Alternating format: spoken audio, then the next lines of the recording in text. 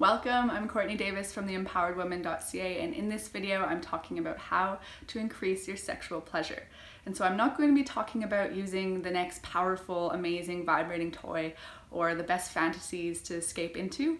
I'm going to talk about how you, in this moment, can experience more pleasure. So one of the most powerful ways to experience more sexual pleasure is by making sounds. In my women's course, I teach a lot about making sounds and opening the throat. Firstly, because there's a strong connection between having an open throat and having an open vagina. So making sounds can be essential to some of the healing practices that I teach, but it's also essential to experiencing more pleasure.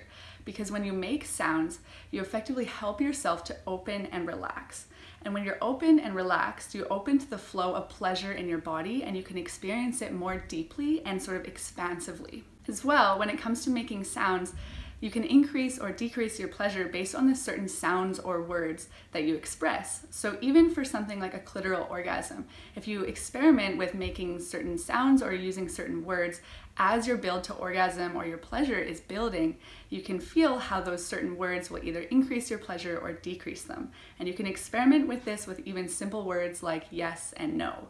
For myself, when I really want to expand my pleasure through my body, no matter what way I'm stimulating myself, I'll repeat the word yes, yes, yes, over and over. And it's like saying that you're opening, you're saying yes to pleasure, you're saying yes to more expansiveness, and that radiates throughout your entire body. And just to give you some contrast, also experiment with saying no.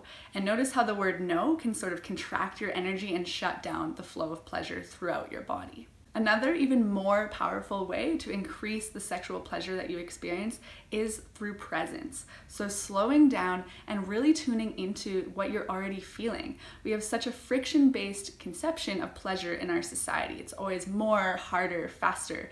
And especially with women using vibrators, they'll find over time that they need a stronger and stronger vibrator in order to experience the same pleasure and to help them reach orgasm. So by slowing down and just becoming really present to what you're feeling, even in this very moment, even if you're not being sexual, that will help you to open and start becoming aware of the pleasure that's in your body that already exists. And another key to presence, in addition to just bringing your awareness to what you're already feeling, is to remove the goal. So when you're truly present, you aren't striving to get anywhere. And I know that's really hard because oftentimes in a pleasurable practice, whether it's masturbation or sex with our partner, it's really hard to lose that goal-oriented focus of getting off. But the more that you can let go of that end goal and just be in the moment, the more pleasure you're going to experience. To really capture this for myself, I like to think about how when I was a young girl and I just sort of exploratively touched myself. I didn't really understand what the pleasure was all about. I didn't understand orgasm. I didn't even know at a certain point that it existed. So I would just explore and touch myself in a way that felt really good.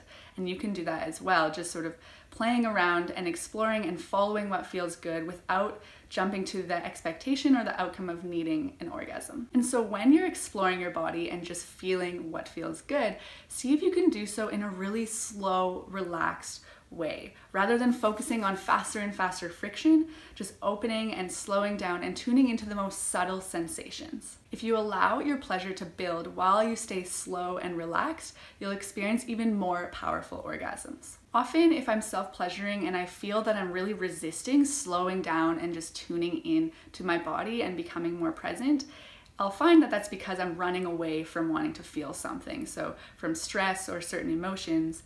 And so what I'll do first is I'll lay down, I'll place one hand on my heart and one hand on my pussy, and I'll just breathe deeply, taking note of any of the emotions that I'm experiencing, and I'll locate where those emotions are or where I feel them in my body. So if I feel it in my belly, then I will bring my inhales and I'll breathe really, really deeply into that feeling, sort of intensifying that feeling or that emotion that I'm experiencing in my belly. By breathing into that emotion in my body and feeling it really intensely, I'm then able to fully experience it and release it. And oftentimes this will result in some sort of cathartic release, even oftentimes crying. But I find once I've had this release, I'm able to just be much more present and slow down with myself and then open to more pleasure. And when I pleasure myself, once I've reached this more relaxed and calm state, it's really like making love to myself. It's playful, present, in the moment, it's relaxed, explorative, and open. The pleasure I then experience is much more profound, deep, and fulfilling than this sort of rushed, friction-based pleasure where you're just trying to get to an outcome. As well, once again, the more slowly and sort of relaxed you can build up to orgasm, the more profound and fulfilling those orgasms will be. So I encourage you to pleasure yourself in a way that combines both of those two things. This essence of pleasure, really slowing down, relaxing, and opening to the flow of energy in your body, as well as making sounds. And making sounds will actually help you to be more present as well, because it'll be causing you to tune into what you're really feeling and expressing that on an authentic level. And in order to really enjoy this present, slow pleasure with yourself, for women, you may need to start giving up your vibrator. In fact, you very likely should.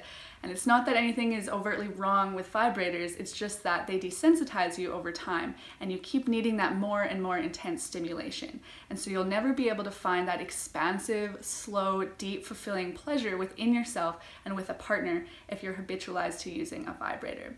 As well with men in your masturbation practice, if you experiment with much more gentle, slow touch rather than a hard and fast grip, that will help you to start resensitizing yourself to more expansive pleasure as well. And when I talk about resensitizing, one of the most simple and beautiful ways to start resensitizing yourself to more pleasure is by taking note of the pleasure that you already experience day to day in a sensual way.